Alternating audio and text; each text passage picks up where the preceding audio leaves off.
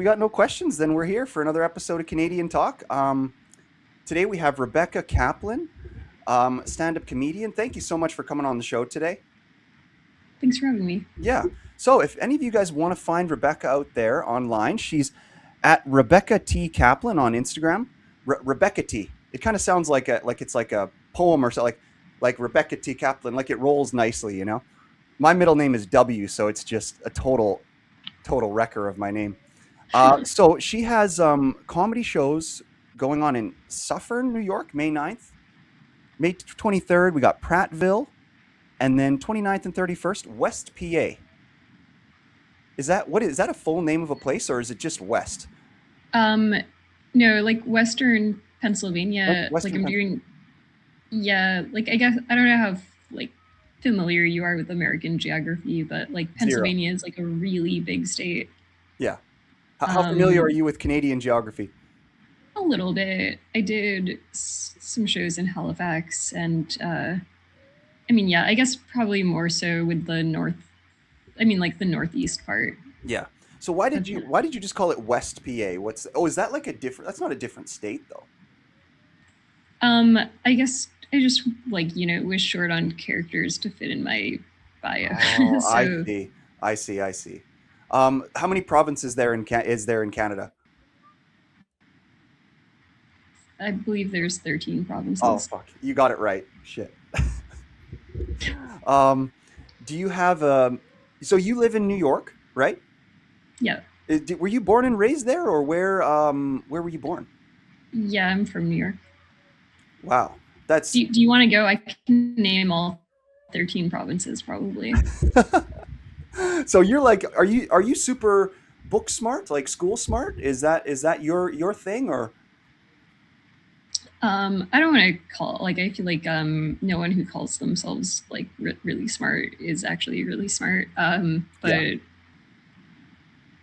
But no, I think I know the 13 provinces of yeah, Canada. yeah? I think we're supposed to Yeah, know that by like Saskatchewan. grade six. Yeah. By grade Oh, six, you wait until grade six to learn them. fair But enough. there's only 13. Yeah, exactly. Are you smarter than a fifth grader? Right. So yeah, that's that What show. what I province don't are know you if I could from? name all 50 states. Sorry to interrupt. Most Americans can't name all 50 states. I don't know if I could. Maybe with great difficulty.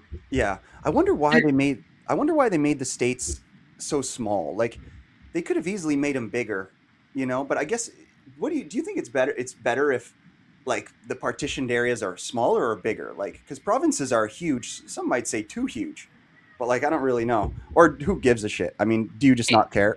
if you're actually like if you're actually curious about the history of American states, I could tell you a little bit.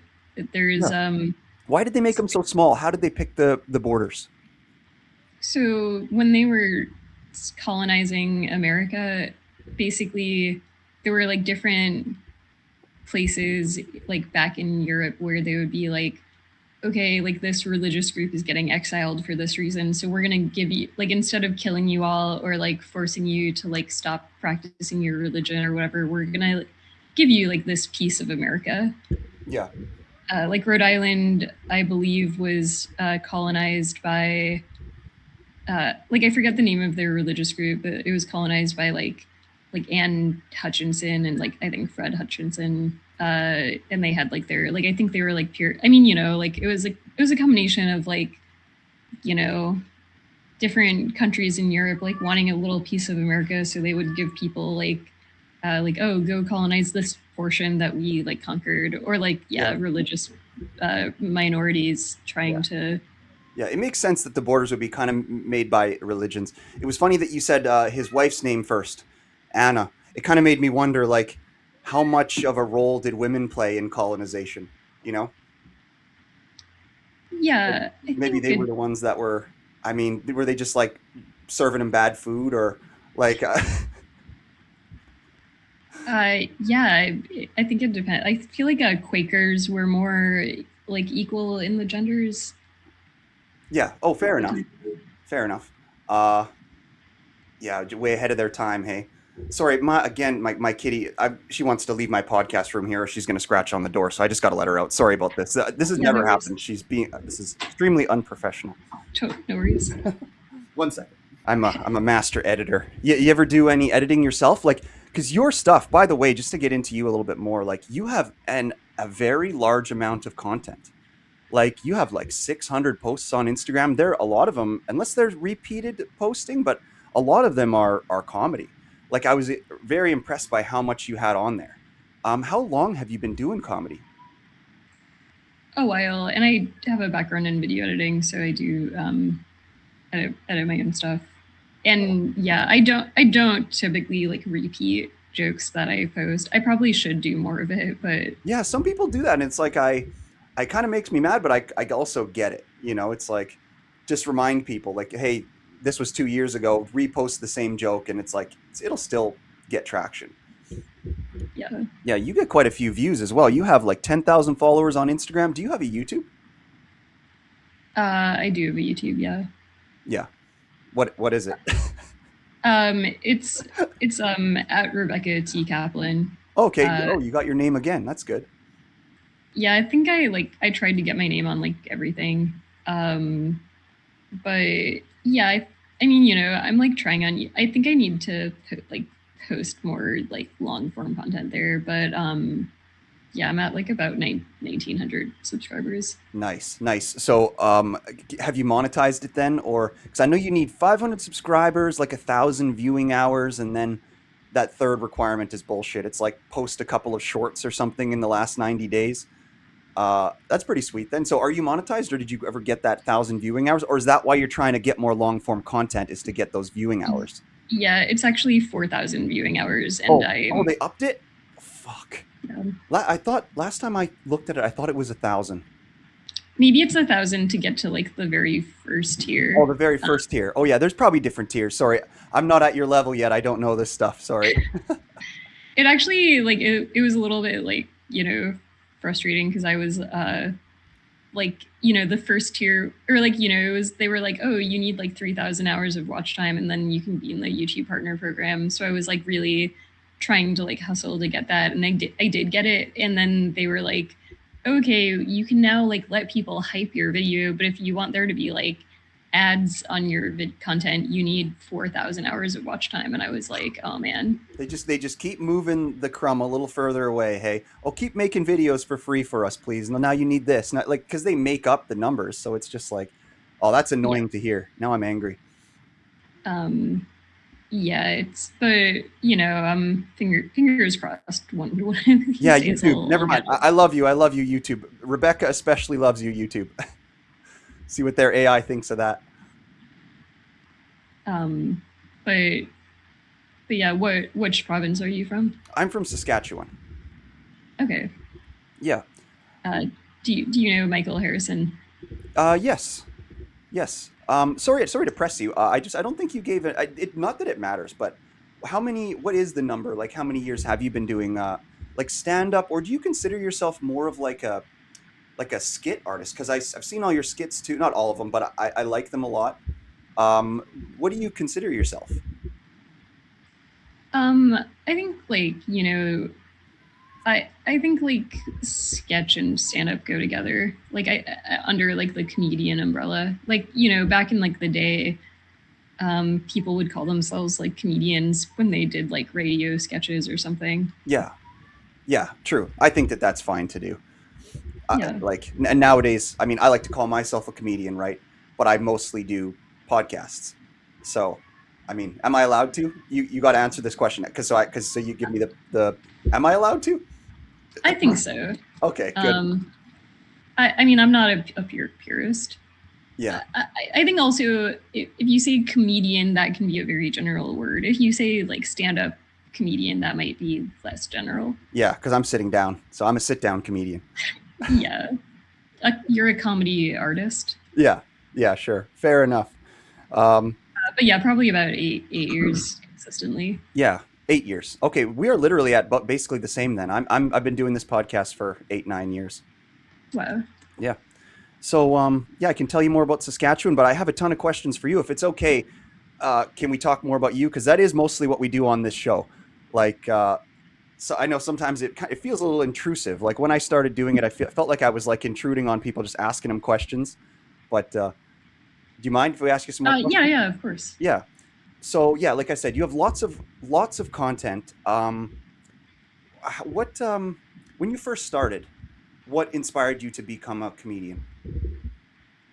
It's like a mix of things, but I think like one of the like most is like I always liked writing stuff, and um, I got like a few things published, and then I like also was trying like open mics, and I realized you just get like so much more like sustained and gratifying attention from like doing stand up than from like publishing like print media.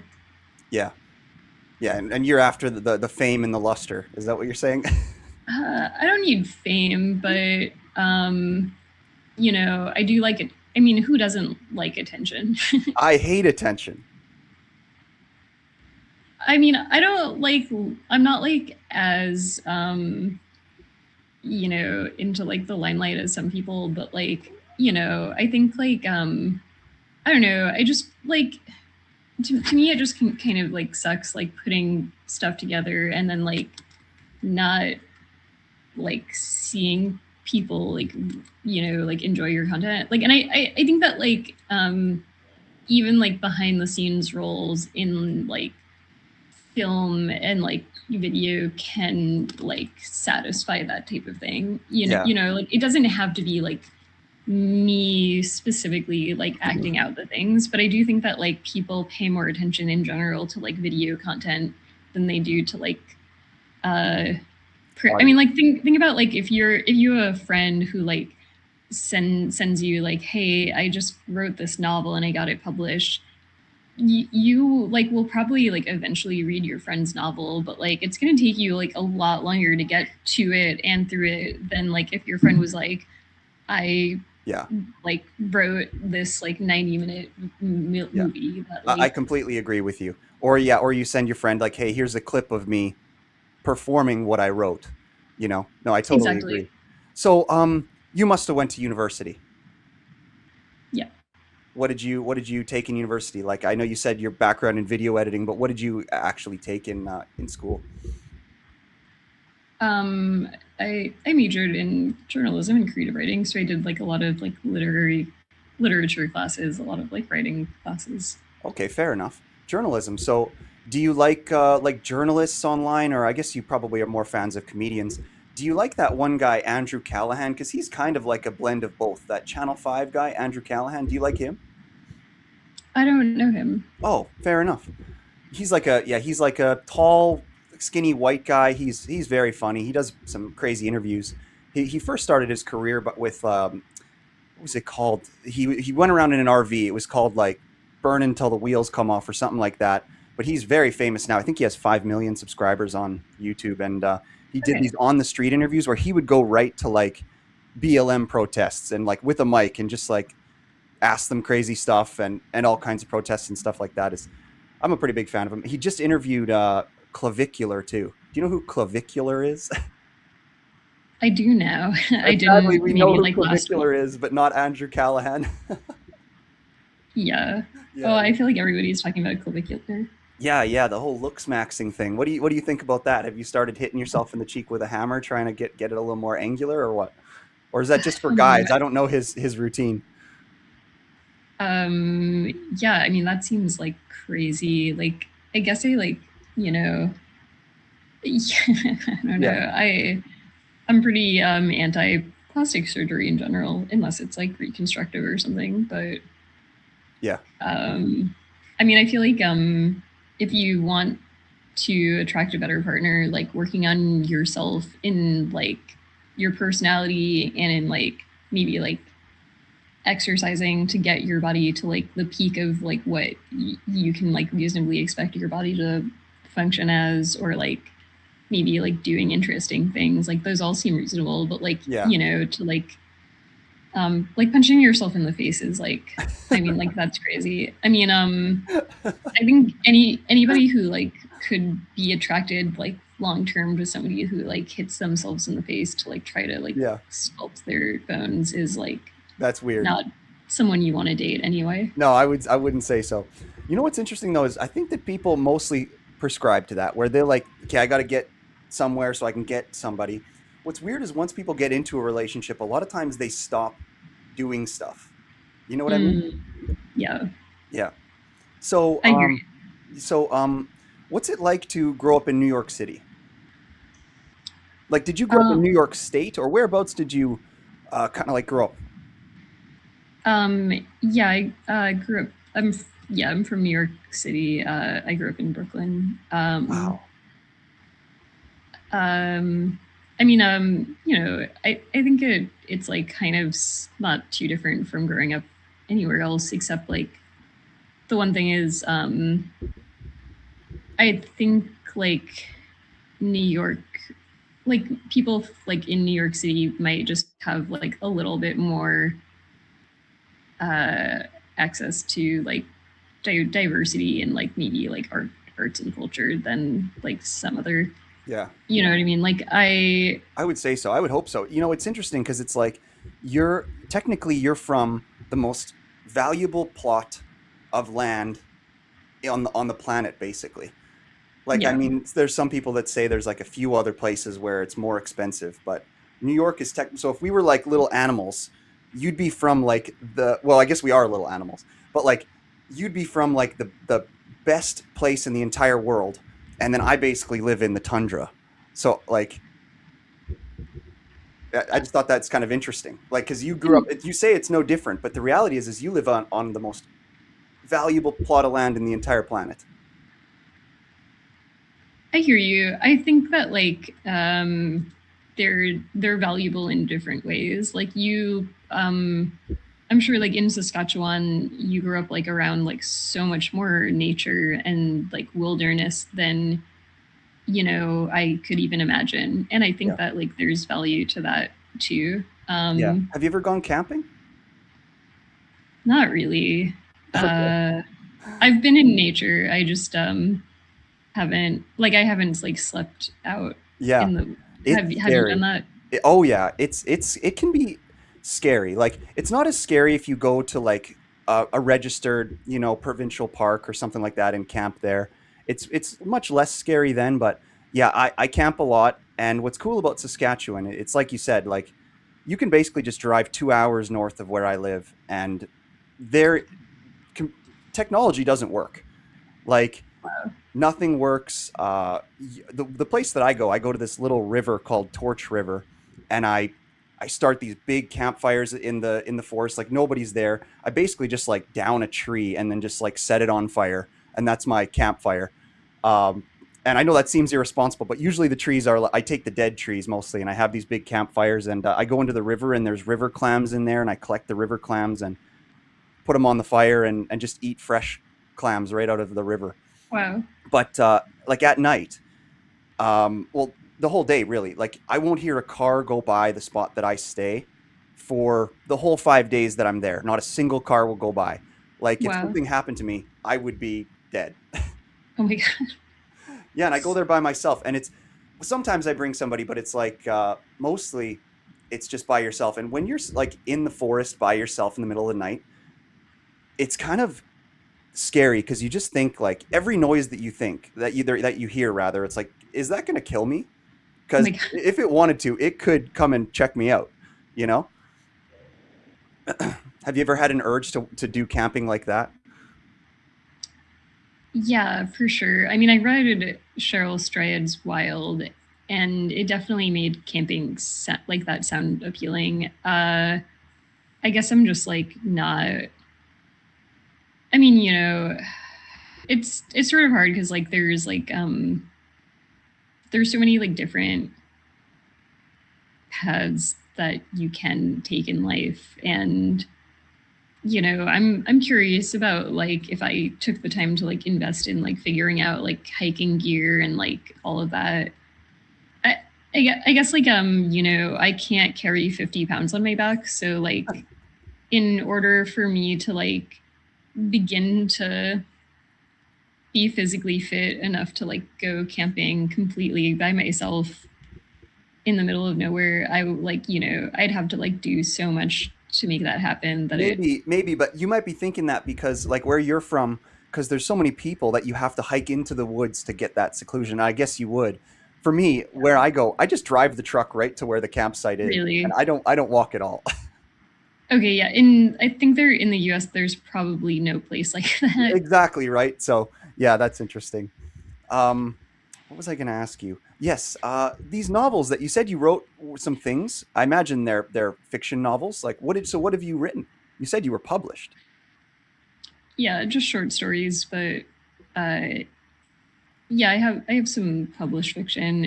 If you go to my website, I have like a creative writing page where you can like see some of it. But Okay, that's yeah, I where I have some can like find it.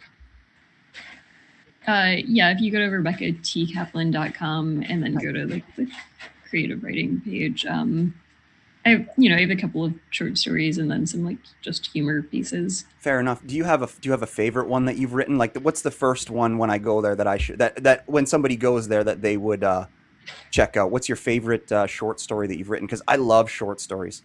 Okay. There was this one that traumatized me though. Some short stories are traumatizing, hey, because they're so like Yeah. sharp.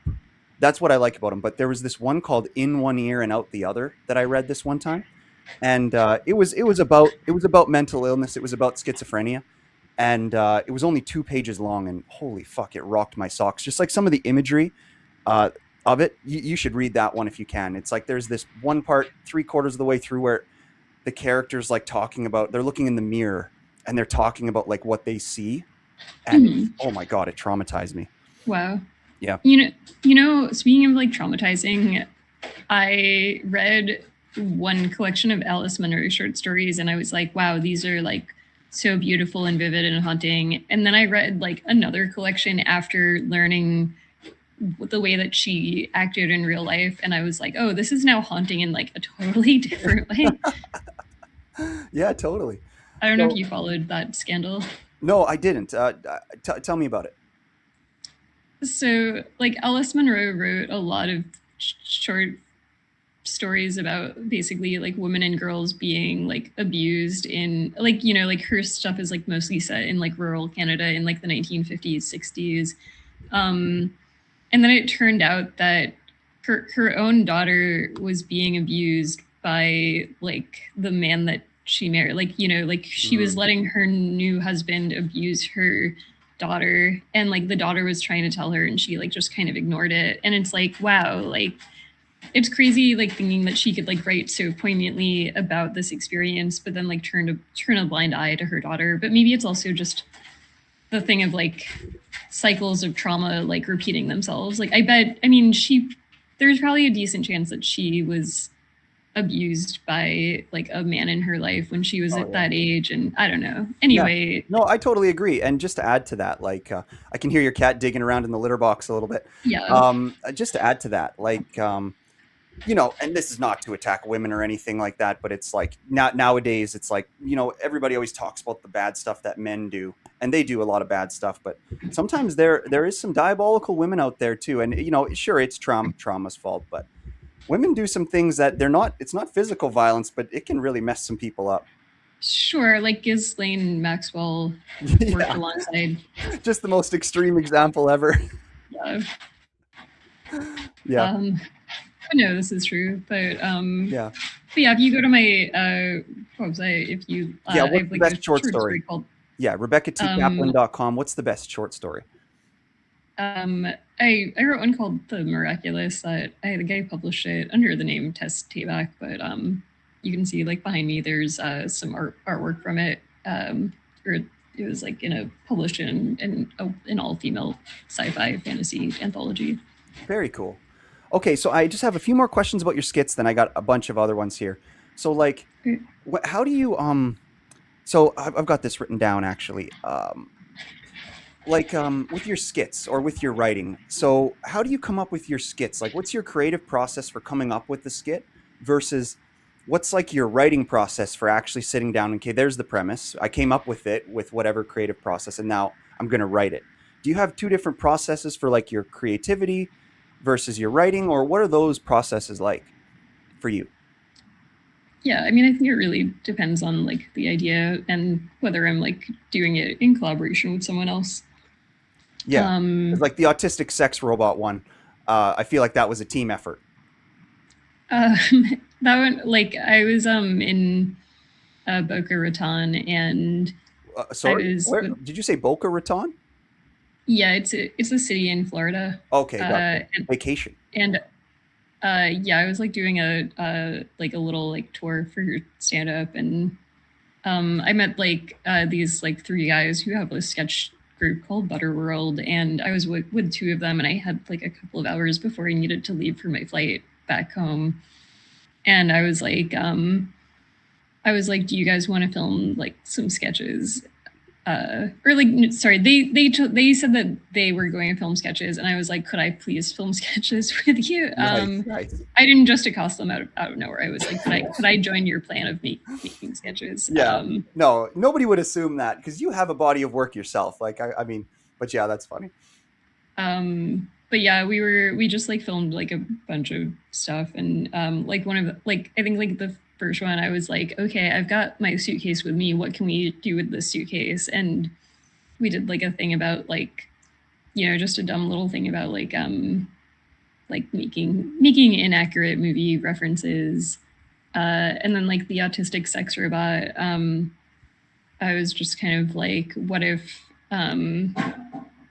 what if like I was an autistic sex robot, and then we just kind of like bounce some lines.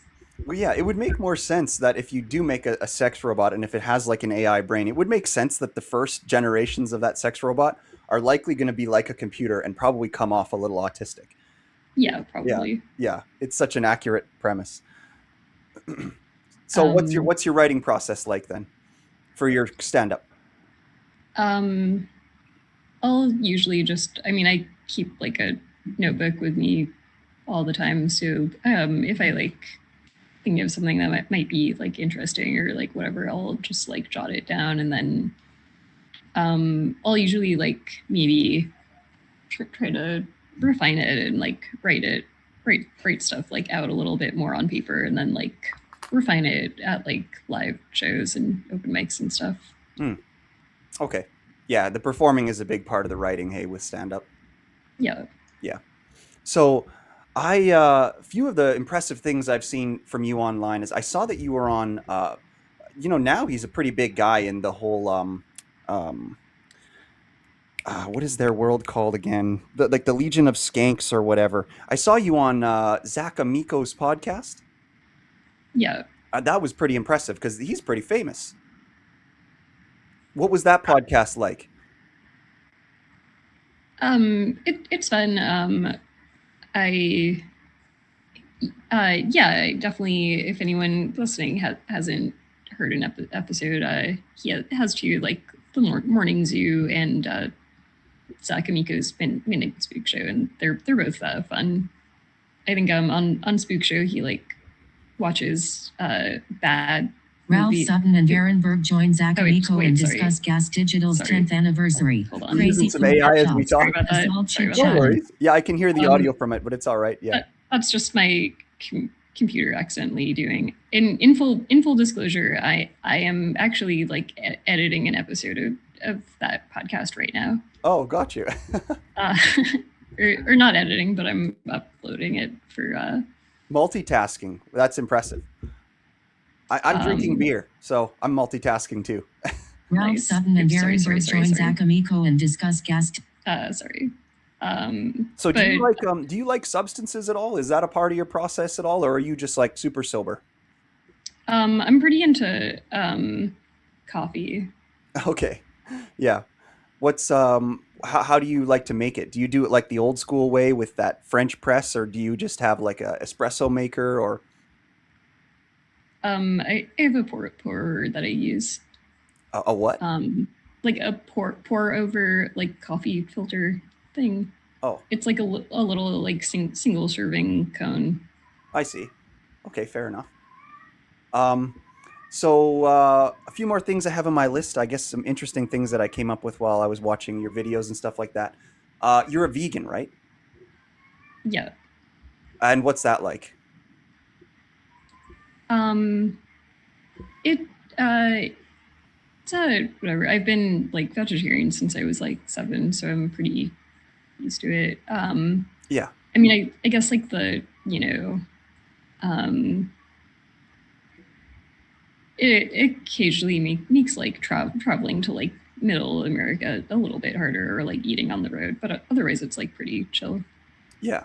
I feel like I couldn't survive without meat. Like sometimes when I talk to vegetarians and all that, I'm just because like pretty much all I eat is meat, and it's like I feel like I don't have any energy unless I eat meat. Like, what's your favorite food for eating to like get your energy or whatever? I don't know anything about like nutrition, but what's like the thing that that vegans need to like supplement or to keep your energy up? The only thing that you really need to supplement like 100% for sure is vitamin B12. Like that one vitamin can only really be absorbed in like sufficient quantities from like animal products. But other than that, you can get everything you need from like a vegan diet. Fair enough. So, what's your version of the story like? Because everybody, I feel like, is vegetarian for a different reason. Like, they love animals. They maybe they hate industrial farming and the things they do to, you know, cultivate the animals and stuff like that. What's your version of why you became vegan? Um, I got like like when I was a child, I just got into it because I like when once I learned the connection that um, that meat is made of like animals that were killed for that purpose. I didn't want to uh, do that anymore. But Have you ever killed anything? no, I've killed a mosquito once or twice by accident, and I spiraled for like a day or two about Oh, that. if you saw the amount of mosquitoes at my camping spot, you would turn into Hitler for mosquitoes. Oh my god. You don't use like mosquito netting or anything. I rub because mosquito spray. It's like too. It only works for a few hours, and then you're all greasy and stuff. I rub dryer sheets. Yeah. If you rub those all over yourself, it actually works pretty good. Okay. Yeah, so I do that, and so you've never killed anything, hey? I've killed a lot of stuff. Yeah. Does Um, that make you think I'm a bad person? no, I don't, you know, believe in like black and white morality. Yeah. Um, So do you think it's different? Sorry, I keep interrupting. This is video podcasting, just a conversation. Do you think that like it's better if you kill it yourself? So like let's say you're gonna have some chicken or some beef. If you were to, well, not beef because cows are easy to kill, but like let's say a deer, you're gonna have some wild game. Is it better to you in your mind if a person goes out and hunts a wild deer and then eats that deer versus like let's say eating beef from a grocery store? yeah, I think in like like I personally am morally opposed to killing an animal for like pretty much any reason. Maybe self-defense would be the only like one where it's like questionable. But but I think that like there's like levels of harm, and factory farming is way more harmful than like just hunting. Maybe. Um, yeah, I mean, yeah, we don't have to get into a veganism debate, but yeah, I don't know. I feel like it's different when you kill the animal yourself a little bit, but also it's hard to like, I guess, try to quantify in your brain like the amount of suffering they have to go through. Like, I know that they kill like cows and stuff, like say factory farming. They what's it called? Exsanguination. So they flip them upside down, they cut their throats, and then they take all the blood out of them. I feel like that would be probably a pretty bad way to die, but versus getting shot by a bow and arrow, I don't know how to really compare those two things in my brain. Yeah, I mean in Judaism, you have to kill an animal swiftly and with like as minimal pain as you can in order for that animal to be considered kosher. Oh yeah, fair enough. Because so yeah, so if you were to eat meat, you would definitely eat kosher. If I was going to eat meat, I would do whatever I could to like make sure that I was getting animals that weren't killed or that weren't in factory farm. Like, you know, if you, we don't have to get into this, but like if you look into factory farms, they're like quite horrible. Yeah, fair enough. Like, So you're yeah. like, so you are you're pretty religious then? So I know Judaism is like it's different from Christianity. It's like older too, right?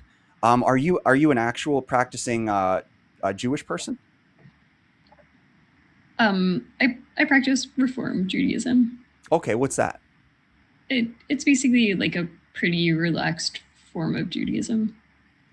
So what are the things you don't do that the more extreme ones do? Because I know that there's Hasidic, and then there's that other one. Which what are you? So like Hasidic is like probably the most extreme version. Like they completely like seclude themselves from other people pretty much. Like they pretty much just talk to each other and don't interact with like broader society, um, except for as much as they like have to survive. Like they don't encourage their children to learn English.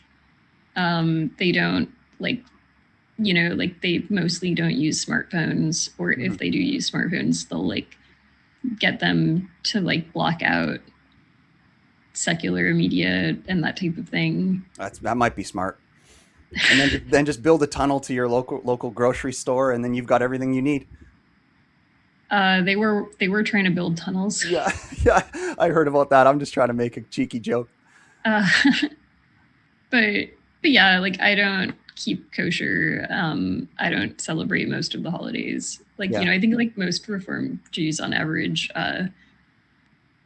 you know, kind of like I think the one thing the Reform Jews have in common is that they observe Judaism as it fits them specifically. Like, you know, like if they like some people like keep kosher when they want to yeah, and don't when they don't want to, if that makes sense. yeah. It makes sense. So I've had quite a few Jewish people on my podcast. Probably my favorite one is Ben Bankus. He's a pretty famous. Well, his dad is Jewish, so I guess that doesn't make him officially Jewish, but he calls himself that. So do you? And I always ask this. So do you think that Jewish people are white people? Um, Because some people say that, like they say that the Nazi type crazy white people say that Jewish people aren't. They don't count as white people. Are what do you think about that? yeah, I think that like what it means to be white or like black or, you know, any race is sort of socially determined. So I think that like there are some situations in like, you know, 2026 American society where like Jews are considered white, and then there are some situations where we're like not considered white.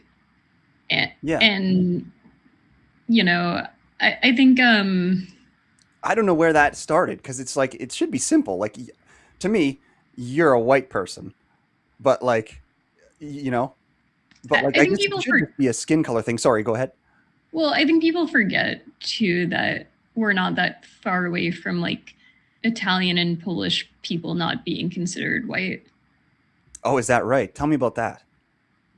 Like, you know, I think as like as recently as like the 1950s, being Polish was like its own race, you know. Oh yeah, Like, you know, I think there's some like theory that like the category of whiteness was sort of like expanded to include Eastern European white people, including Jewish people, uh, to kind of, it's almost like they needed to get people like us to consider ourselves white to help suppress black people who were starting to like riot and rebel, you know. I see. Yeah, maybe. Um, Yeah, definitely Italians and Polish people are I'm just speaking generally. It does seem like they're the most like exclusionary, you could say. Definitely Polish people nowadays. I don't know what people would say about Italians, but Poland is definitely going hard in the paint with like their. I don't know if you've heard much about this, but like they don't do immigration of like brown skinned people or darker people. They control their immigration, so they just let in like white people and wow. that kind of stuff. It's pretty hardcore. Um, that is crazy. Yeah. But Okay. Well, anyway, let's do a hard change of topic. Because I don't know if we've gotten really a good answer for this one, and I kind of want a clear answer before I go on to these dumb questions here. sure. Like starting comedy, when you started, uh, was it just one of those things where you're like, oh, I like it, and then I went to a comedy club, and then oh, there was this open mic, and then I started, or was there something that inspired you? Was there a person that inspired you, like another comedian? Um, I don't know. I mean, I grew up like listening to a lot of like stand-up comedy and consuming a lot of like stand-up content. So, Mostly female stand-ups, or who did you listen to? um, like my dad played a lot of like Emo Phillips, Todd Barry, uh, maybe like the Monty Python comedy albums. Um, I mean, this isn't stand up, but I watched for sure like a lot of SCTV. Yeah, yeah. I feel like comedic movies and stuff really make a lot of people like comedy. It's kind of a similar thing. Yeah. Um, but but yeah, um yeah, I like there was someone in my college who like told me I should try the open mic at like the our college's like stand up comedy club, and I did that, and yeah, it was like fun, and I did some more like open mics when I like after graduating, but yeah, I mean I guess like there's a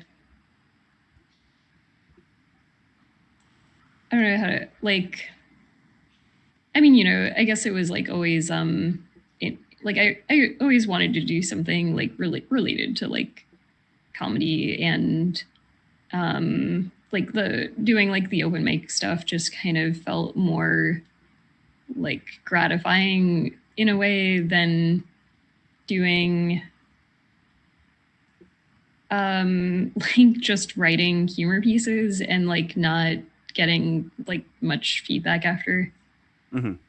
Yeah, you thrive on feedback. Yeah, as I'm sure like many people do, but like yeah, I guess it was just sort of like kind of like comparing the two. Like it's like, oh wow, like if I um do an open mic, like I'm gonna get a visceral reaction every single time I like do these like do these jokes or like make small changes or whatever, whereas like with um writing pieces, you like do all the work to like write the piece, and like then you get it published, and like then nobody, like seemingly like almost nobody reads it. Yeah, that's hard. That's hard. um but yeah, yeah, I think that um yeah, like I think like the feeling Can of you like hear my being cat on. making noise right now? She's in heat right now. I didn't get her spayed, Oh, so she's in heat. So she's just making some noises. Sorry, please continue. nice. It's a cat Yeah, heavy the episode feeling today. of um the feeling of being on stage is like very addicting. Yeah, yeah, yeah. I would have to agree. So did you get lucky enough, like in New York? How's living? Like, do you pay a bunch for rent, or did you get lucky enough to buy like a good apartment, or uh, what's the living situation like in New York for you? Because you always hear people um complaining. yeah, I'm in a like decent rent situation. I think it's like hard unless you like kind of like luck into living with somebody who like yeah, like I mean I think like people have like different ways of like getting good deals, like maybe joining the lease of somebody who has like a rent stabilized apartment, or like, you know. um but yeah, I'm not like paying like an unbearable amount for rent. Oh, that's good. So, do you make pretty good money as a comedian? No. No. Did you ever do any jobs before you were a comedian where you kind of stack some cash, or like I know I made my money through poker mostly. I played poker when I was in engineering school, and then I was an engineer for a little while after I graduated, and then I got into real estate, and then Canadian real estate popped off, so I got pretty lucky like that. Nice. Did you find a way to make some money before you got into the comedy world, or where you at? Yeah, and I have I'm still working full time. Okay. So What do you I'm do for still work? I edit podcasts. You edit podcasts. Okay, Yeah. you're hired. That's cool. Um, so do you have a favorite comedian? um Probably like emo Phillips is definitely like up there. Emo Phillips. Just let me hold on. Let me just Google this name here. Emo Phillips. Okay, so he's kind of a goofy, like old white guy kind of thing. I have Yeah. not seen anything of his. That's awesome. Okay, I'll um I'll check him out. yeah, he's like very absurd and strange. Yeah, fair enough. And do you think you fit into that category? I think, yeah, I think like a decent amount of my material is like pretty strange for sure. Yeah, no, I would agree. Um, you know who you talk like a lot? Dax Flame. Have you ever heard of Dax Flame? People have told me that I like seem reminiscent of him. Yeah, I don't. I need to get. Maybe we need a collab on something, but Yeah. Yeah, I would say so. But he's very famous now. He kind of popped off out of nowhere, and then now he's just huge. That's what I mean. I think that style, people like it. With all the everybody thinking they're autistic now, they're like, I've got to watch a comedian that also seems a little autistic or something like nice. that. I don't. What's that? Oh, Yeah, we got Kitty. We got another visit from yeah, a we got. kitty. That must have been why my cat's cooing. She could sense your cat through the screen. Yeah, probably. Yeah. Um, but yeah, we'll see if he can jump. Oh no, he's leaving. Okay. Oh, okay. All right. Um, but Well, at least he's black and white, so he's biracial. So, yeah, yeah, he didn't totally ruin our country or what. I don't know, whatever people think. So, do you play any sports? no, Have you ever played any sports? not really. The closest is like maybe I've like here we can. Do you want to see the Yeah, let kid? me see Kitty. Wait. Oh, he's leaving. Oh, Okay. he's a big boy. All right. Well, I can Um, see him there now. Oh no, he's not too big. He's svelte. Yeah, um, cutie. yeah, he's a little but yeah, the I did like ice skating and tennis for a little bit, if you count those as sports. Yeah, I do. Even though people try to say white people sports don't count, the tennis and ice skating count. That's pretty good. So, are you a good skater? No. No, I'm a really good skater. I played hockey for my whole life. I still play professional hockey now, although I don't get paid that much. But I play for a town near where I live here in Saskatoon, Saskatchewan, That's and really cool. so I'm a very good ice skater. I love it. um yeah, I guess you can't really be Canadian and not skate well. Exactly. Yeah. Yeah. So if you could pick up a sport nowadays, what sport would you try to play? Would it just be back to tennis? No, I hate tennis. Oh, okay. Are um you from a rich family? no. No. Okay. Why the tennis, does the tennis seem Yeah, a little bit, a little bit. um you can I guess tennis courts are. I guess I'm talking out of my ass though, because really, the only free thing that you can do all the time is just go to a tennis court. They're always just sitting there. Nobody's ever using them. Um, yeah, there's a pretty like affordable place to play tennis in Brooklyn. It's called like the tennis bubble or something. The tennis So, bubble. yeah, or like the tennis court. I don't know, but yeah, it's definitely not it's not like out. It's not out of anyone's reach to play tennis in New York City. Yeah, fair enough. So, But yeah, sorry. no, nothing. I was just gonna say. So, we did about an hour. Thank you so much for your time today. Like, before I let you go, what kind of things do you have coming up? Clearly, you're editing some good podcast episodes for Yeah. Zach Amico right now, or whatever. But what stuff do you have coming up that you might want to tell people about, and that kind of thing? Yeah, if you go to my website at RebeccaTKaplan.com, you can see all my upcoming dates. Yeah. And yeah, I'm like always putting out like new sketch content. And Yeah. and yeah, if people want, they can check out my podcast, Bad Fanfic. Oh, say that title again. I didn't realize you had a podcast. Oh yeah, it's Bad Fanfic podcast. Bad fanfic. Okay. What do you guys? Yeah. So yeah, go to her website, everybody. Rebecca T. Kaplan. You can probably find everything there. What do you talk about on your podcast? How many episodes do you have? We just like read and riff on bad fan fiction, and we're probably like, I don't know, something like 12 episodes deep right now. Oh yeah. So you're right at the cusp.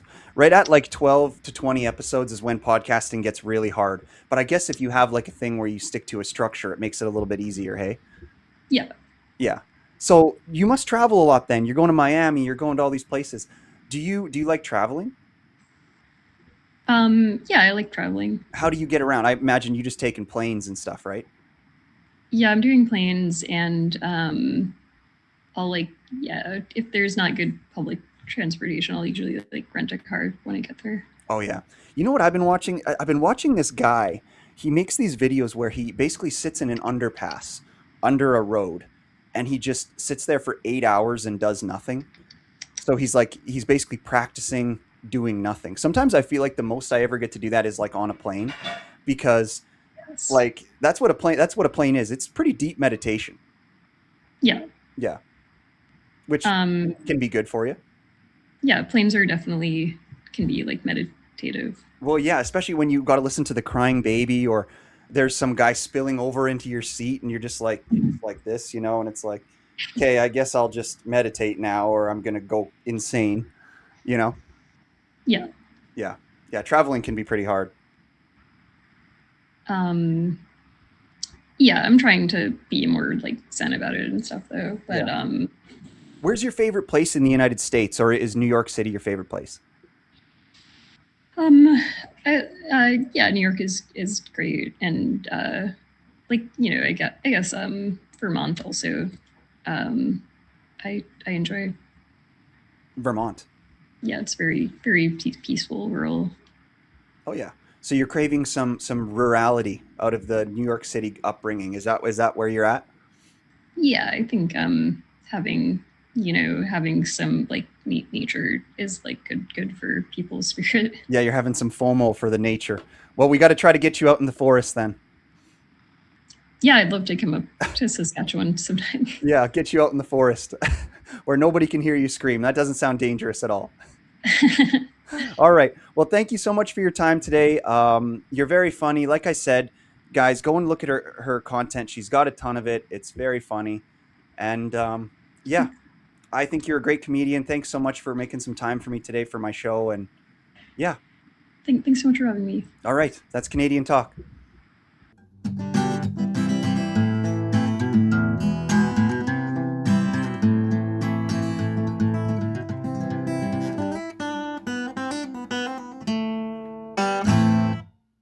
All right, today's episode of the podcast is brought to you by Rolls Rice Meal Prep Service, specialty rice and proteins, weekly soup options. This is a great company. I've known the owner for my whole life. He is just a quality person, great cook. So if you are sick of cooking and you want to get somebody to make you delicious meals that you can have delivered to your house, or you can also do them on pickup, you can find Rolls Rice on Instagram at RollsRiceYXC. You can just contact them by phone. Send them a text if you want, 306-291-5779. Or you can scan the logo on the screen here, and I think it'll bring you right to their website. I eat them every day. They're delicious. I just had a salmon one today. Big portions, cheap prices.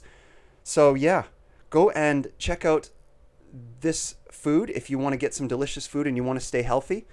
And yeah, we thank Rolls Rice for supporting this episode of the Canadian Talk Podcast.